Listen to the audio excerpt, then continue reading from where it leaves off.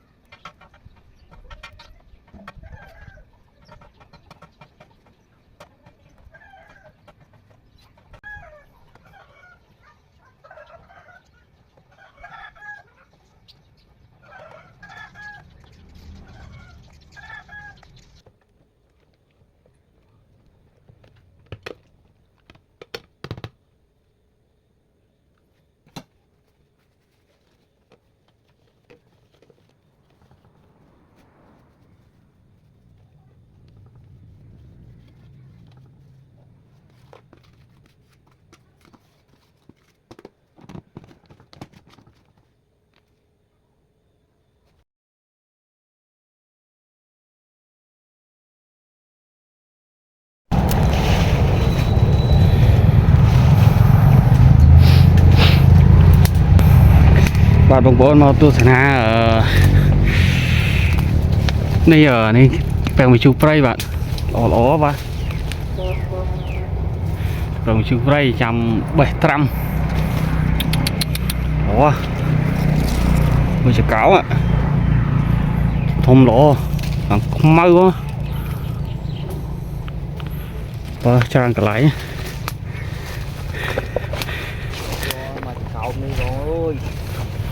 mó lỗ bạn anh ấy 728 mặc sai với này ồ mình tên này cho tại khăn này hả nói anh ấy bạn em nè anh ấy bạn em mình tên nè ô chẳng bự lư mặc sai với khăn này ô trầm cho 2 ngày này mưa nó ô mình tên nè mà tôi vô thong chỗ tục trầm xa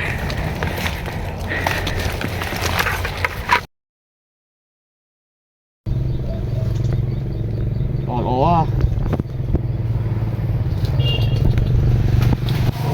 không không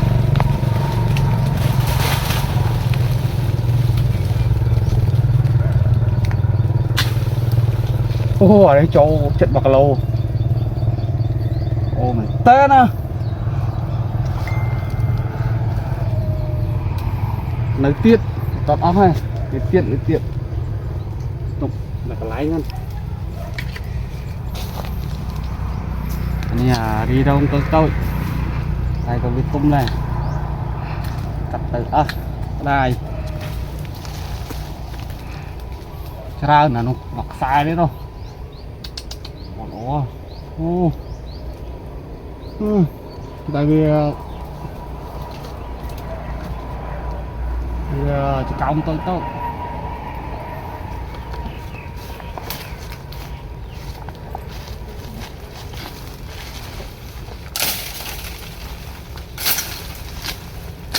cặp phơi chứ ạ cái hãy bé nâng ạ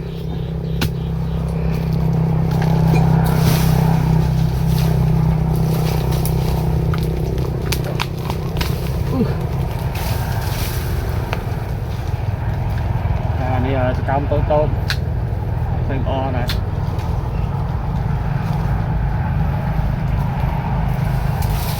mình cọc bé đây là đập tung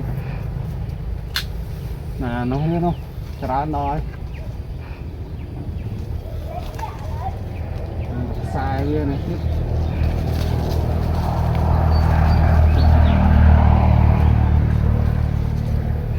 nó lừa đi đó.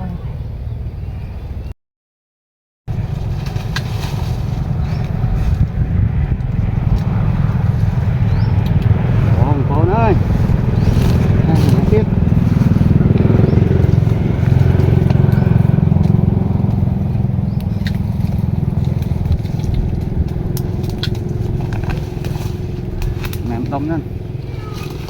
Ô, phải kia. Làm lỗ rồi.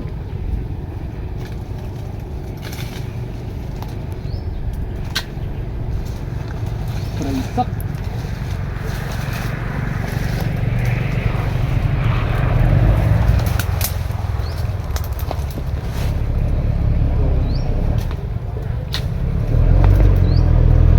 Ô, nó khang khổ lắm. Ủa.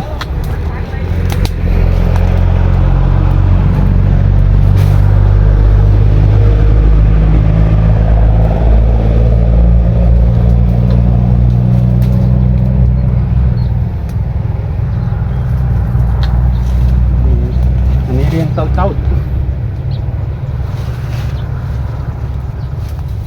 sai đấy thì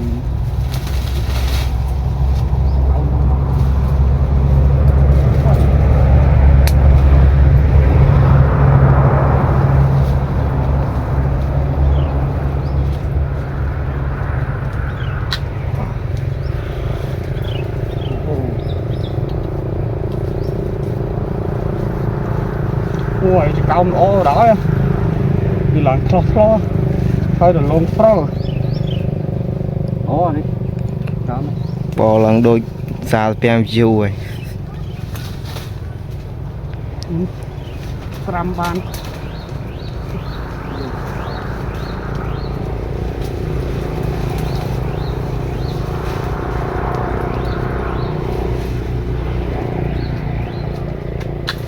ngoạn còn ó đó đấy.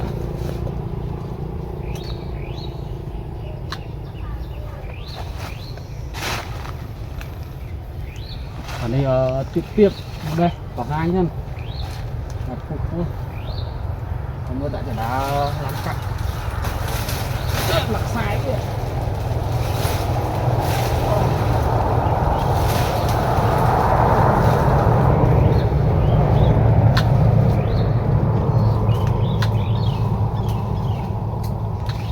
này bây giờ màu trong và lại cái hai gì một cặp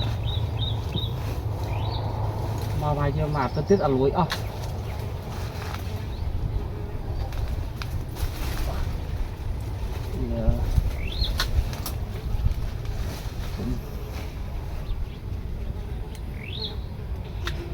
cục tật này này cái này viên vô viên thởn đi này đi sao tại viên vô tinh cả tổng này cả tổng mình thui thì keo chỗ mà lấy trong pem một lô rồi ô nè lơ thế đâu